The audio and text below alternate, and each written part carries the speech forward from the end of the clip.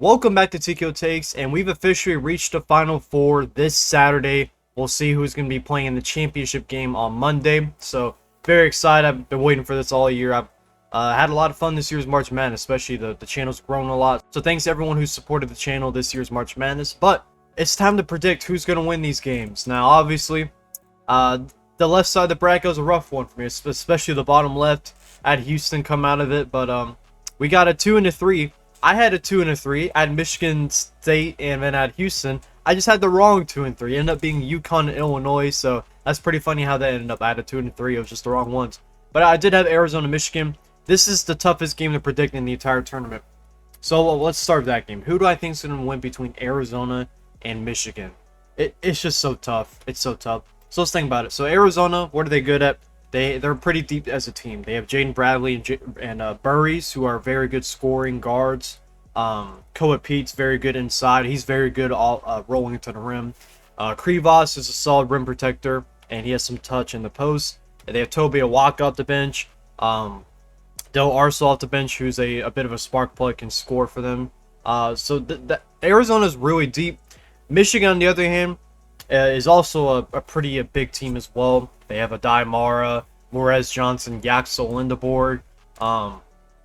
But they have some really good scores. I mean, the Michigan's definitely a better three-point shooting team. They have, I want to say Michigan's also deeper too, because they still have Elliot Cadeau. They have Trey McKinney. They have Burnett. And it's just a ridiculously talented team. I've been saying this all year's March Madness. Michigan reminds me a lot of Florida last year. I did pick Arizona to beat them in my main bracket. But I've had some time to think about it now. I think Michigan's going to beat Arizona. I think they're slightly deeper, and they have more guys that can just go off. I mean, it's Jaden Bradley and Burries have to have great games for Arizona to win. Michigan has a ton of guys. Like, Yaxel Lindeborg does not have to score 10 points for them to win a game, you know?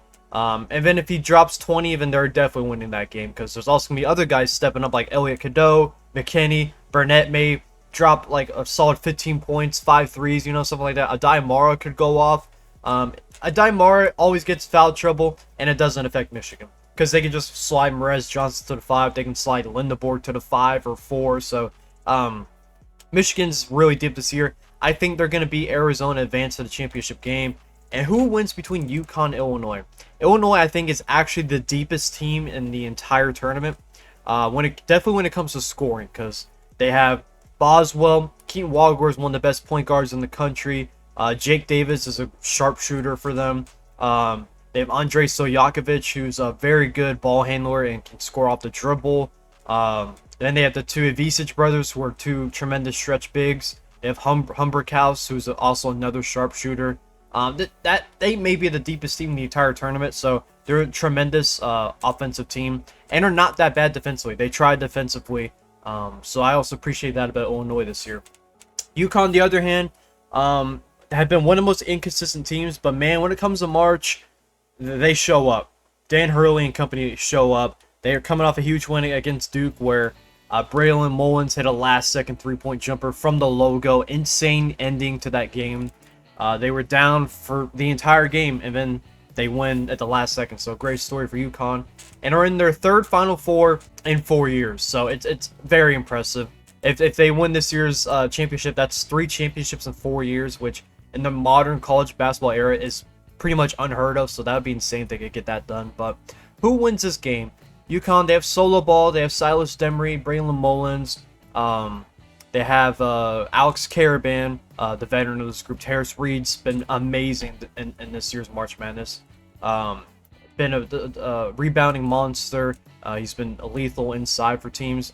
Terrace Reed's going to put in work against Illinois. I trust Illinois more, I'll be honest. I think Illinois is probably going to win this game, because they have more guys who can go off. Solo Ball, not the most consistent guy. Silas Demery's pretty good. Alex Caravan's pretty consistent. Terrace Reed's been good, so. And they also have Braylon Mullins, so they have some solid scores. I think Illinois just has more options. And they're kind of even defensively. They're both not like the greatest like defensive teams, but they're okay. I just think Illinois has more offensive punch and more guys that can just go off. So I think Illinois is probably going to beat UConn. It's a very close game, though. I wouldn't be surprised if Terrace Reed dominates the Ivisic brothers inside, because Illinois doesn't have the greatest paint defense, so Terrace Reed could go off. Mullins could go off, so UConn could win this game. I could see it. I could easily just picture Michigan playing UConn for some reason, but on paper, according to what I like, I think Illinois should win this game. I think they'll beat the UConn Huskies, and then they'll play Michigan, in my opinion. And who wins between Illinois and Michigan? We've already seen it. Michigan's beat Illinois. I think they will as well because they're going to dominate them in the paint. Terrace Reed, I think, is going to have a great game against Illinois. Adai Mora, Lindeborg, and Perez Johnson are going to have great games. So Michigan's also a good free throw shooting team. I think they'll beat Illinois. Even though you see Arizona, my championship pick right here, I switched up on them. Now, what's great about this, because even if they still win, that's great for me in my bracket, you know? So, but I did switch up on Arizona. I think Michigan's going to beat them. I've loved Michigan all year, but I've grown to love them in March Madness so far. So, I think Michigan will win it all. I think Illinois will beat UConn, but I wouldn't be surprised if UConn won. I really wouldn't. So that's ultimately who I think is going to win in the Final Four and ultimately the championship game. But let's just recap this year's March Madness real quick. Obviously, the bracket's not doing too good right now. It's not doing too good right now. But that's okay. I had a tremendous year last year. 97 percentile.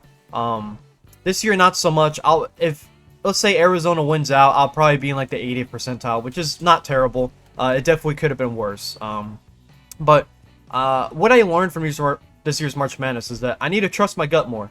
Before I watched the Texas NC State game, I said if Texas wins, I'll beat them to beat BYU and Gonzaga, and I switched up on them because at the very end of that NC State game, they looked horrible. They looked like they didn't know how to close out a game. So how can I trust you to do that in March?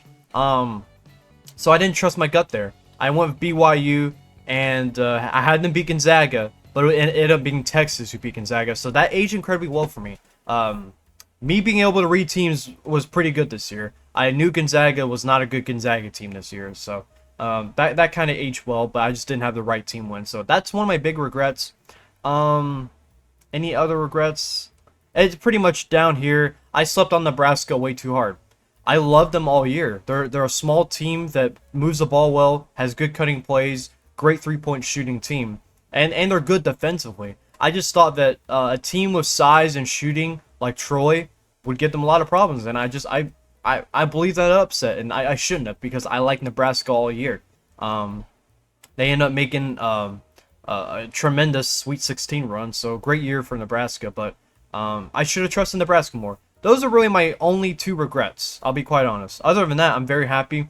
Maybe I should have Illinois beat Houston because I liked both teams all year. I probably liked Illinois a little more, but I still went with Houston because of their defensive foundation. But I should have known Houston because what I didn't like about them and what scared me to have Houston go to the championship game this year was that they don't really run plays. They run a bunch of ISO ball plays. Emmanuel Sharp just shoots the three as soon as he gets it off Keaton Walker doing an ISO, or Milos Uzan shoots a bad three-pointer off of Kingsley Fleming's ISO. That was our offense this year. And I just trusted that those three guys who are very good would be able to go far. They made it to the Sweet 16, but Illinois had way more options to score. Like, it's not even close. Illinois is a much deeper team than Houston, and I love teams that are deep, and I didn't pick Illinois, so that was also a mistake by me. But I'm gonna learn from this trust because other than like those, like I would have had a pretty good bracket, especially if I had Texas. Those extra points would have helped. But one thing I'm gonna learn is that I need to trust my gut. I knew Texas would beat BYU and Gonzaga, and I didn't pick it. And I knew I loved Illinois, and I didn't have them go far. I knew Florida wasn't going to make the Final Four. I had them lose in the Elite Eight. I didn't think they lose that early, so that was pretty March Madness-y to see, you know. Other than that, yeah, I like my bracket. I loved having a 3-2 and my Final Four with 2-1s to even it out. I had Michigan State and Houston. I just picked the wrong 3-2 on that side of the bracket. So, but yeah, overall, I had fun this year's March Madness. I liked the bracket that the committee put out. I wish there was more upsets, but NIL means that the best teams are going to have the most money, so that's where the players are going to go. That's just how it's going to be from now on. I doubt we're going to get teams like High Point, these Cinderella teams, go to the Sweet 16. They may win one game, but going to the Sweet 16, it's probably not going to happen, unfortunately.